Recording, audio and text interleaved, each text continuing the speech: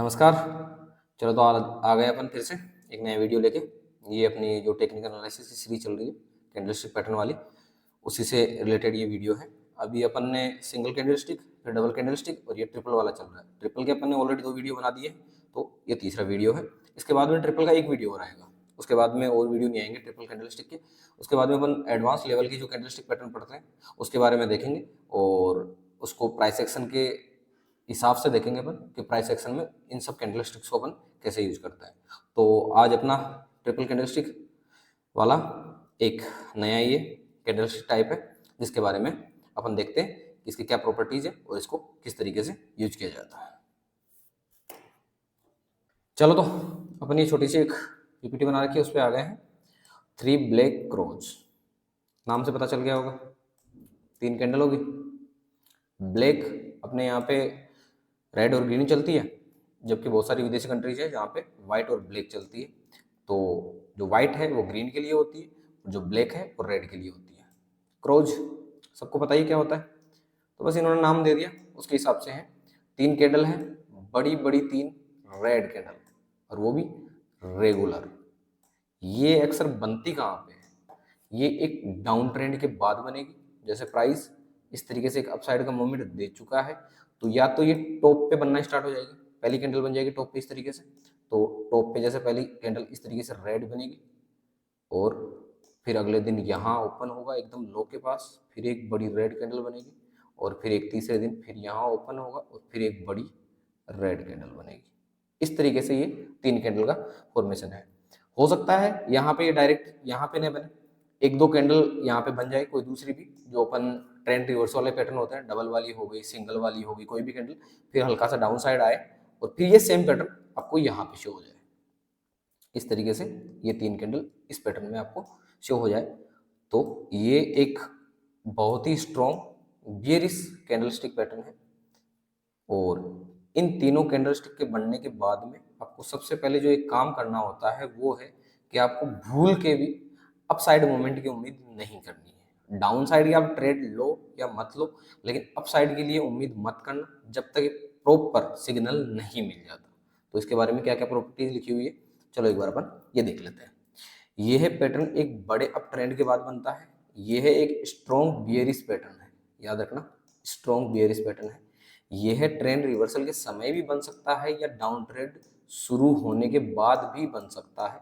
यह 3 red candle से मिलकर बनता है, जिनका क्लोजिंग प्राइस एम लो प्राइस ऑलमोस्ट सेम होता है। तो जहां ये लो है उसी के आसपास, लो इसका यहाँ पे दिखा रखा है विथ है, उसी के आसपास क्लोज होती है। मतलब इस तरीके से बहुत डाउन आके फिर यहाँ पे इस तरीके से डोजी कैंडल नहीं बनाएगी, मतलब इतना ऊपर नहीं जाएगी। बियर इसमें बेयर्स होते हैं, जो सेलर्स होते हैं इतने स्ट्रॉन्ग होते हैं कि जितनी कोशिश करते हैं कि जितना नीचे ले जा सके वहीं ले जाए, और जहां पे उसका लो पॉइंट होता है उसी के आसपास क्लोजिंग करवाते हैं। तो ये एकदम लो के आसपास ही क्लोज कर रही है, तो ये लो के आसपास ही क्लोज करवाते हैं। अक्सर यह पैटर्न एक बड़े डाउन ट्रेंड की ओर संकेत देता है। तो जब ये पैटर्न बने तो यकीन मान के चलिए कि एक बड़ा डाउन ट्रेंड आने वाला है, या एक लंबे टाइम कंसोलिडेशन फेज आ जाता है, उसके बाद में एक बड़े डाउन ट्रेंड की ओर संकेत देता है। इस पैटर्न में कोई भी कैंडल अपने पहले वाले दिन की कैंडल के हाई को ब्रेक नहीं करती है। 3 कैंडल बनी है इस तरीके से, जैसे यहाँ बना के दिखा देता हूँ। ये एक कैंडल बनी, दूसरी वाली इसके आसपास ही बनेगी जिसकी इसकी क्लोजिंग प्राइस है। हो सकता है तीसरे दिन थोड़ा सा गैप अप ओपनिंग हो और फिर यहाँ से ये कैंडल हो जाए। तो इसका हाई ये दूसरी कैंडल ने ब्रेक नहीं किया, इसका हाई ये तीसरी कैंडल ने ब्रेक नहीं किया, और ये तो इसका हाई ये है जिसका इसने ब्रेक नहीं किया है। तो इस तरीके से ये अपने पहले वाले दिन की कैंडल के हाई को ब्रेक नहीं करती है। इस पैटर्न के बनने के बाद अपसाइड की ट्रेड को अवॉइड करना चाहिए। इसका इस कैंडलस्टिक का पढ़ने का मेन मकसद यही है कि इसको अवॉइड करना चाहिए हमेशा। इस पैटर्न का सबसे बड़ा नुकसान ये है कि इसके बनने के बाद आसानी से डाउन साइड की कोई भी ट्रेड लेंगे उसमें एंट्री लेना बहुत मुश्किल होता है, क्योंकि स्टॉप लॉस बहुत बड़ा हो जाता है एवं मार्केट में वॉलेटिलिटी भी बढ़ जाती है। अब इस वाले को लाइन को मैं एक बार आपको समझा देता हूँ कि ये क्या कहना चाह रहा है। तो इसी डायग्राम में अपन समझते हैं कि इसमें क्या कहना चाह रहा है। ये एक अपसाइड का मूवमेंट था, बड़ा मूवमेंट आया यहाँ पे हल्की सी एक अपन को ऑर्डर की कौन सी कैंडल स्टिक बनी, फिर हल्का सा यहाँ पे कंसोलिडेट किया, फिर एक ग्रीन कैंडल बनी, और ये यहाँ एक बड़ी रेड कैंडल बन गई। ये डबल वाला कैंडलस्टिक पैटर्न आपने पढ़ रखा है। तो जिसको पता है, जिनको ये कैंडल फॉर्मेशन बाद में बनेगा, इससे पहले आपको सिग्नल मिल जाएगा, किसी को पता होगा तो वो एंट्री यहीं ले लेगा या फिर इसके लो के नीचे एंट्री ले लेगा। अगले दिन हालांकि गैप अप ओपनिंग हुई है, इसके ऊपर गया है, लेकिन अपन को डरना नहीं है। एसएल इसके हाई को मानते हैं तो इसके हाई को ही मानेंगे। इसके बाद में एक और बड़ी रेड कैंडल बनी, इसके बाद में एक और बड़ी रेड कैंडल बनी। जिसने यहाँ एंट्री नहीं ली होगी, इतना डाउन आने के बाद उसकी हिम्मत यहाँ एंट्री लेने की नहीं होगी। और इतना डाउन जब तक ये फॉर्मेशन बनेगा, एग्जैक्ट अगर देखा जाए 3 बड़ी कैंडल का ये वाला फॉर्मेशन है, तब तक इतनी गिरावट आ चुकी है। अब यहाँ पे किसी की हिम्मत हो अपसाइड से इतना बड़ा स्टॉप लॉस लगाने के लिए, तो ये बहुत ज़्यादा पॉइंट हो जाता है, तो डरेगा। तो ये वाला जब भी पैटर्न बने तो कोशिश करेंगे अपसाइड की ट्रेड ना लें। डाउन साइड की आप लेते हो कि नहीं लेते हो वो बात अलग है, उसको बताएंगे कि अगर डाउन साइड की ट्रेड लेनी है तो किस तरीके से लेनी है। लेकिन इस तरह का जहां भी आपको पैटर्न दिखे, आपको अपसाइड की ट्रेड नहीं लेनी है, वेट करना है 5-10 दिन, कुछ अपन को सिग्नल मिले उसके हिसाब से। अब देखो अगले दिन इसमें क्या किया, एक तरीके से ये वाले देखा जाए तो इनगल्फिंग कैंडल बना दी है इसने। लेकिन जब भी इस तरह का कोई ट्रेंड बने या इस तरह का कोई पैटर्न बने, इनगल्फिंग भी बन जाए, तो भी अपन को सेम डे एंट्री नहीं लेनी है। रिस्की ट्रेडर्स के लिए नुकसान यही है। अपन कब ट्रेड लेते हैं, जब इनगल्फिंग बन जाए तो उसके हाई को क्रॉस करने के बाद ही एंट्री लेते हैं। तो हाई को क्रॉस करने की थ्योरी यही काम में आती है कि अगर हाई ब्रेक नहीं किया तो आपको अपसाइड की मूवमेंट नहीं लेना है। ये बन गई कैंडल, अगले दिन वेट करेंगे, अगले दिन इसने हाई को ब्रेक किया ही नहीं तो अपन अपसाइड की मूवमेंट की ट्रेड नहीं लेंगे। अगर इस तरह की 1-2 कैंडल बन जाए और फिर इसका लो ब्रेक हो, तो अपन को यहाँ पे आसानी हो गई कि ये जो ग्रीन कैंडल होगी उसके हाई को या इसकी बॉडी को यहाँ पे एसएल मान के यहाँ फिर एंट्री ले सकते हैं। क्योंकि अपन को पता है 3 ब्लैक क्रोज यहाँ बने हैं, इसका मतलब सेलर्स बहुत हावी हो चुके हैं। अब यहाँ से ये इतनी आसानी से इसको वापस ऊपर नहीं आने देंगे, तो एक बड़ा डाउन ट्रेंड आने के पूरे चांसेस होते हैं। तो यहाँ पे अपन फिर एंट्री ले सकते हैं। और यहाँ से फिर देखिए आप, फिर देखिए आप, फिर देखिए, और अब देखिए जब सेलर बहुत बुरी तरह से हावी होते हैं ना, बहुत स्ट्रॉन्ग होते हैं, तो इस तरीके की रिकवरी नहीं होने देते हैं वो कभी भी। इस तरीके की वी शेप रिकवरी बोलते हैं जिसको, ऐसी वाली रिकवरी नहीं होने देंगे वो। क्योंकि जैसे प्राइस डाउन लेके गए हैं वो हल्का सा ऊपर आएगा, फिर दोबारा सेल कर देंगे यहाँ पे, तो प्राइस फिर से डाउन चली जाएगी। फिर हल्का सा ऊपर आएगा तो फिर से कोशिश करेंगे वो यहाँ सेल करने की, फिर इसको अपनी कोशिश करेंगे पूरी। जब 2-3 बार इस तरीके से बना देगा तो एक बॉक्स बन जाएगा, इस तरीके से एक बॉक्स बन जाएगा, जिसके बारे में अपन पढ़ेंगे आगे जाके। और इस तरह का अगर बॉक्स बन जाता है और कुछ दिन यहाँ पे कंसोलिडेट कर जाता है, फिर जिधर भी डायरेक्शन में ब्रेक करे, क्योंकि इस तरह का बॉक्स बनने के चांसेस यही होते हैं कि अब सेलर अगर बहुत हावी होते तो इतना वेट नहीं करवाते हैं, तुरंत डाउन ले जाते हैं। 1-2 वीक के बाद में वापस वो फिर और नीचे ले जाते हैं। अगर इतना वेट करवा रहे हैं, 2-3 या 4 वीक वेट करवा रहे हैं, इसका मतलब सेलर्स अब हिम्मत हार रहे हैं और बायर्स धीरे धीरे ऐड हो रहे हैं। तो जैसे ही कोई बड़ा इंस्टीट्यूशनल यहाँ बाय करेगा तो ये एक बार यहाँ से ब्रेकआउट देगा, ब्रेकआउट देते ही हल्का सा हो सकता है रिटेस्ट करने के लिए, फिर यहाँ से वापस अप ट्रेंड अपना स्टार्ट हो जाएगा। तो अपन को इस तरह का बॉक्स देखो यहाँ बनाया ना, ये आया यहाँ अप गया, फिर सेलर्स हावी हुए, फिर इसको डाउन ले आए, फिर ये अप गए, फिर सेलर्स हावी हुए, फिर इसको डाउन ले आए। लेकिन इस तरीके से ये बॉक्स बना है वो एक ट्रेंड लाइन के थ्रू बना है। देखो ये बॉक्स बना है, ये बॉक्स किस किस तरीके से बनते हैं अपन नेक्स्ट वाली सीरीज में पढ़ेंगे। और यहाँ से जिस दिन ये ब्रेकआउट दिया इस कैंडल के बाद में, अब यहाँ से फिर ये अपसाइड का मूवमेंट स्टार्ट हो गया। तो ये अपना पैटर्न था। एक पैटर्न किस तरीके से बनता है, अपन को ट्रेड को किस तरीके से अवॉइड करना है, ट्रेड में एंट्री भी लेनी है तो किस तरीके से लेनी है, ये सारी चीज़ें अपन ने इसमें समझा दी है। तो कोशिश करें कि 3 ब्लैक क्रोज बनते हैं तो उसके बाद में आप तुरंत एंट्री नहीं ले, अवॉइड करें। एंट्री भी लेते हैं तो स्टॉप लॉस छोटा रखें, या एक दोबारा ग्रीन कैंडल बनने की, उस ग्रीन कैंडल के लो को टूटने का वेट करें, तब फिर आप एंट्री लें। डाउन साइड में अच्छा खासा टारगेट देता है ये, जैसे जहाँ से स्टार्ट हुआ था आप इतना टारगेट आप फिक्स कर सकते हो। ये जितने पॉइंट का होगा आप चार्ट में देख लो और इतने पॉइंट का आप टारगेट डिसाइड कर सकते हो।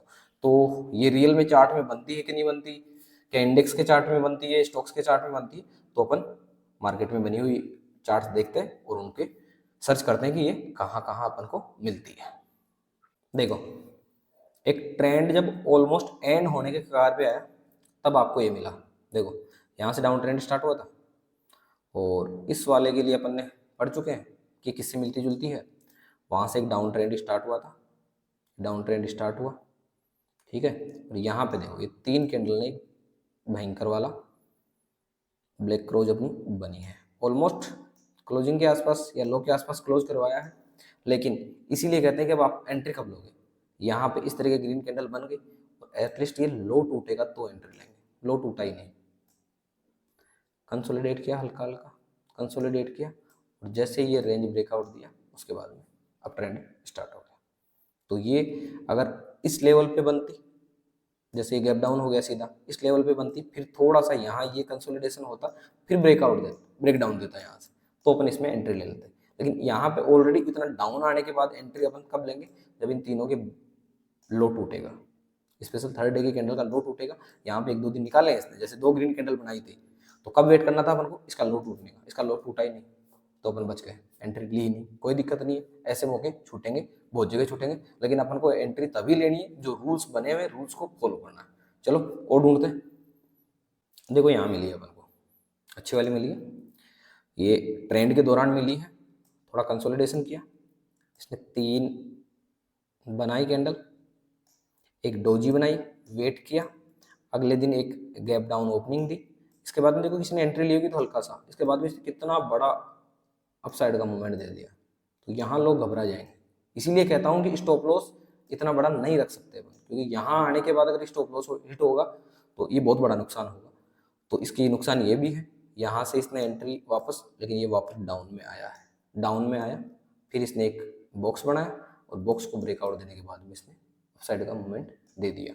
अपन एक परफेक्ट जगह पे ढूंढते हैं कि एकदम टॉप पे मिले, तो देखते हैं ये टॉप पे मिलती है कि नहीं मिलती। ये निफ्टी का चार्ट है, निफ्टी में अपन को यहाँ टॉप पे मिली है, मिल गया, टॉप पे मिला, अगले दिन एक डोजी बनाया, डोजी के बाद हल्का सा गैप ओपन हुआ, तो अगर अपन यहाँ एंट्री लेते हैं तो डाउन आया, हल्का सा एक रिट्रेसमेंट दिया, थोड़े दिन डराया, उसके बाद में सीधा डाउन ट्रेंड, और बहुत बड़ा डाउन ट्रेंड देख रहे हो आप। अगर यहाँ एंट्री ली होगी तो ये 17,400 से लगभग 15,600 तक कितना बड़ा डाउन ट्रेंड आया है इसके बाद में। लेकिन यहाँ पे आपको एक दूसरी चीज़ और दिखेगी कि जब भी ये पैटर्न बनेगा उससे पहले आपको कहीं ना कहीं कोई कहानी समझ में आ जाएगी। अब वो कहानी कैसे समझ में आती है वो देखिए आप, इसको थोड़ा सा मैं बड़ा कर लेता हूँ ना, इसको देखो, अगर आप 3 ब्लैक क्रॉस ढूंढोगे उसकी बजाय तो ये देखो ना आपको क्या मिल रहा है, बियरिश इनगल्फिंग। जब बियरिश इनगल्फिंग आपको मिल गई है तो कहाँ दिक्कत है, कितना छोटा है सेल, यहाँ एंट्री जाने दो, इन 5 दिन में आपका खेल हो गया। रिट्रेसमेंट दिया, देखो एक और डबल वाला सिग्नल मिला, जाने दो। ये वाला कौन सा पैटर्न था, ये भी पढ़ रखा अपन ने, तो ये सिग्नल आपको इस तरीके से मिलेंगे। जब बहुत सारे अपन कैंडलस्टिक्स के टाइप पढ़ लेते हैं तो आपको सिग्नल्स मिलते रहते हैं, उनका यूज किस तरीके से करना है बस यही है। आपका अगर बहुत बार एसएल होगा, 2 4 5 बार एसएल वेट हो गया, तो इस ट्रेड ने आपको एक बार में 5 से 10 एसएल एक बार में रिकवर करवा दिए। तो ये बड़े ट्रेंड पकड़ने आपको इसी तरीके से पकड़ने हैं। जब बहुत बड़ा अपसाइड का मूवमेंट आ जाता है इस तरीके से, उसके बाद में अगर इस तरीके से कोई बड़ी रेड कैंडल मिले, इनगल्फिंग मिले या कोई भी और पैटर्न मिले, तो आपको उसमें ट्रेड में एंट्री जरूर लेनी चाहिए। तो उम्मीद करता हूँ ये वाला वीडियो आपको समझ में आया होगा, प्रैक्टिस आप रेगुलर कर रहे होंगे और चार्ट्स रीड करना स्टार्ट कर दीजिए। ट्रेडिंग व्यू पे अच्छे तरीके से दिखते हैं, फ्री है ट्रेडिंग व्यू पे, जितने भी आप निफ्टी 50 के, बैंक निफ्टी के, निफ्टी 100 के, निफ्टी 500 के सारे एक साथ ऐड कर दीजिए। और वो ऐड कैसे करते हैं वो भी एक दिन किसी छोटी सी वीडियो के अंदर बता दूंगा आपको, किस तरीके से ऐड करते हैं। सारे के सारे एक साथ आप 500 के 500 चार्ट एनएससी की साइड से वहाँ से डाउनलोड किए, उसको एक्सेल में थोड़ा सा चेंज किया और सारे के सारे यहाँ एक साथ ऐड हो जाएंगे, 500 के 500 चार्ट एक साथ ऐड हो जाएंगे। तो वीडियो पसंद आया, समझ में आया तो वीडियो को लाइक कीजिए, अपने दोस्तों के साथ और फ्रेंड्स के साथ, फैमिली मेम्बर्स के साथ, जिनको भी ट्रेडिंग सीखनी है उनके साथ शेयर कीजिए, अपने व्यूज़ कमेंट कीजिए और चैनल को भी सब्सक्राइब नहीं किया तो सब्सक्राइब कीजिए। जल्दी ही एक वीडियो लेके फिर आएंगे, तब तक के लिए राम राम और आज तो जय श्री राम।